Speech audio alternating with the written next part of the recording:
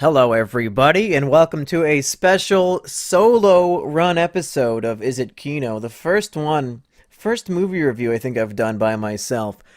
But the only reason is that this film, Battle of the Sexes, was not playing near E-Rich, and there's not really much of a point. I mean, other than like the 9/11 episode, there's not much of a point in reviewing a movie with a guy who hasn't seen it. And I don't have too many points I want to make about this movie, but I did want to talk about it, so I'll try to make this quick. First of all, the film is quite funny. It's a very funny, I guess, biopic, although it's not really about any one person. It's really about this big event, which was the Battle of the Sexes tennis match that it either took place in the 70s or 80s, and you really get that vibe from the movie. It's very much a film of that era. Does that make it a period piece? Does it make it a biopic? Does it make it all of those things?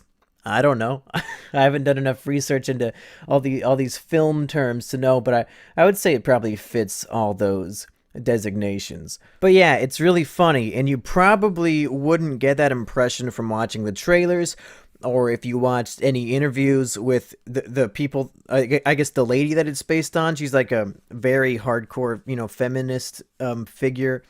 If you watch I watched the Colbert interview with Emma Stone, and it made the film seem like it was going to be like very much, an SJW cuck type of propaganda piece. Like, oh man, it's 2 hours of women are just as good as men. Like, like, oh boy, I sure didn't want to sit through that slog. Great, an uplifting film for women. That's just what they needed.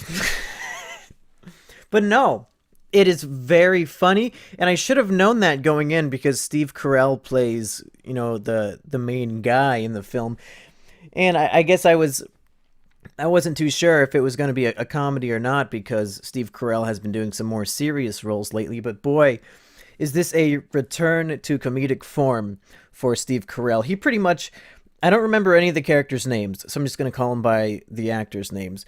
But Steve Carell's character, who plays, he is the original Dick Masterson. And what I mean by that is Dick Masterson, for those of you who aren't aware, he's a guy named Dax Herrera who went undercover onto the Dr. Phil show, and he shaved his head and he grew this fucking great mustache. And he pretended to be the world's biggest misogynist. And that's why he was on Dr. Phil. Dr. Phil was trying to evaluate him and figure out why he thought men were better than women. He wrote the book that I have on my bookshelf that many people have pointed out. Men Are Better Than Women. Very funny book. And the whole idea of the Dick Masterson character was, how crazy and misogynistic could he be that people would still believe it? Like, at what point is it too absurd for people to believe?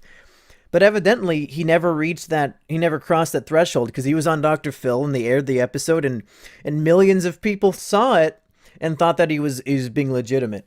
And Steve Carell's character back in, I guess, the 80s, I don't remember, probably the 70s or 80s, was the original version of this.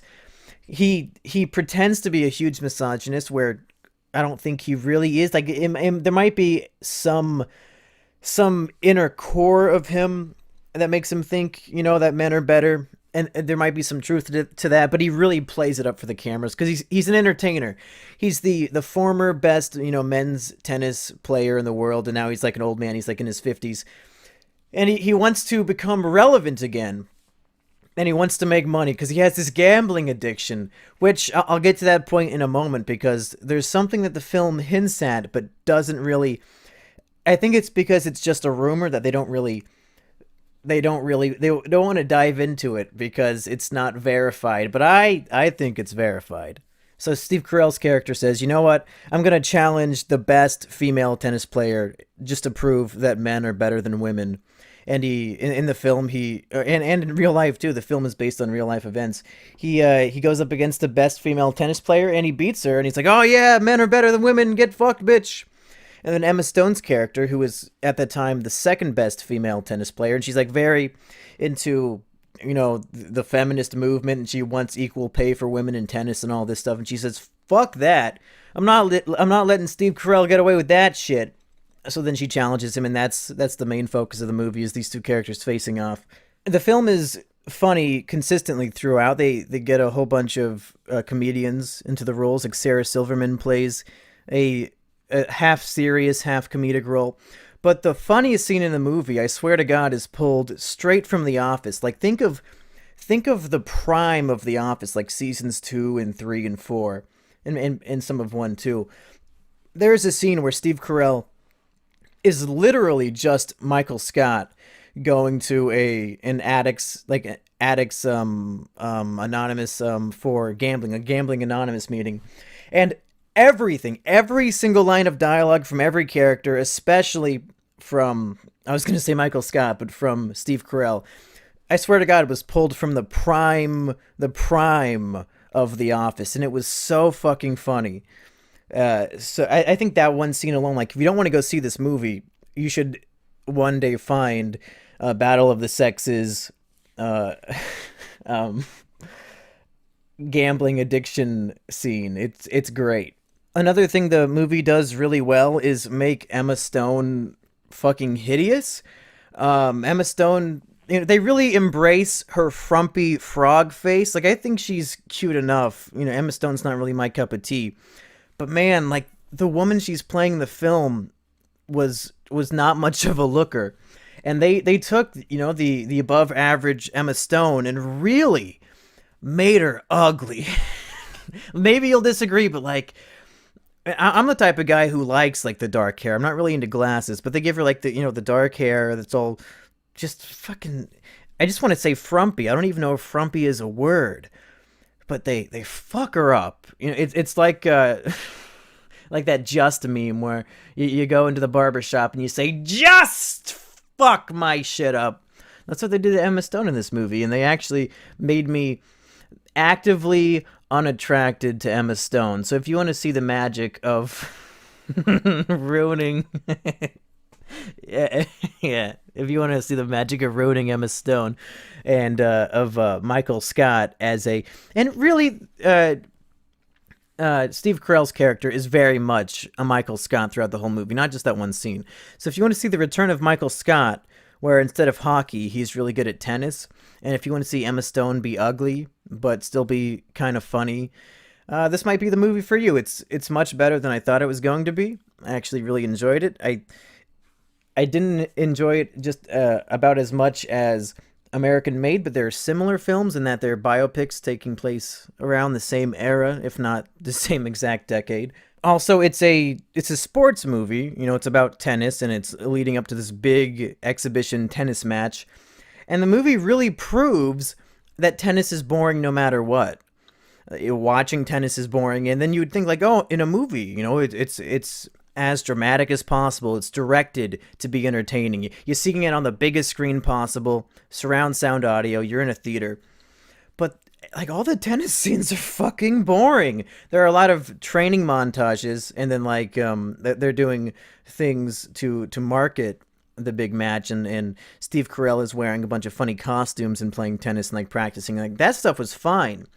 That stuff was funny and entertaining, but the actual scenes, the actual final match, Steve Carell versus this ugly version of I already forgot her name, Emma Stone. It's fucking boring. Maybe that's just me, but I think tennis is so fucking boring that even in this movie they couldn't save it. But other than that, yeah, it's a pretty good film. Oh yeah, here's the thing I was gonna say. So Steve Carell's character is a very problemed gambler, and he has like problems with his wife because of his gambling addiction.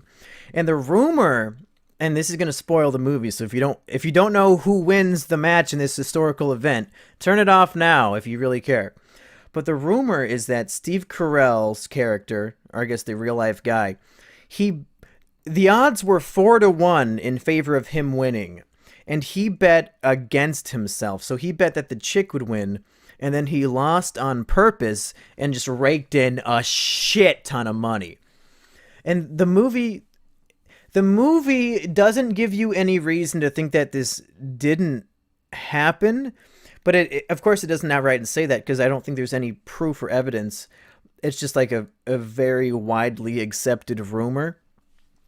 But there's little hints of it. Like after the match is ended and he's lost, you see him sitting alone in the locker room, but he doesn't look as crushed as you would expect a man who was just humiliated on national television in front of hundreds of millions of people.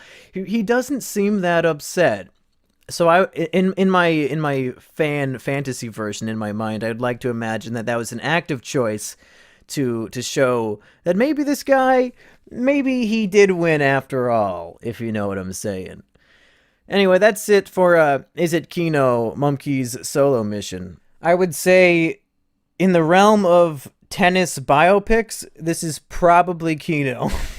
And in the realm of recreating the magic of the early seasons of The Office in one minute long scene, it's also Kino in that regard. I would say if you're interested in the movie and you have a movie pass, it's worth your time. If not, maybe wait for Redbox. It's not something that you should rush to the theaters to go see when there's better movies out like American Made. So yeah, that's it. I'll see you next time. Hopefully, E. Rich will be back.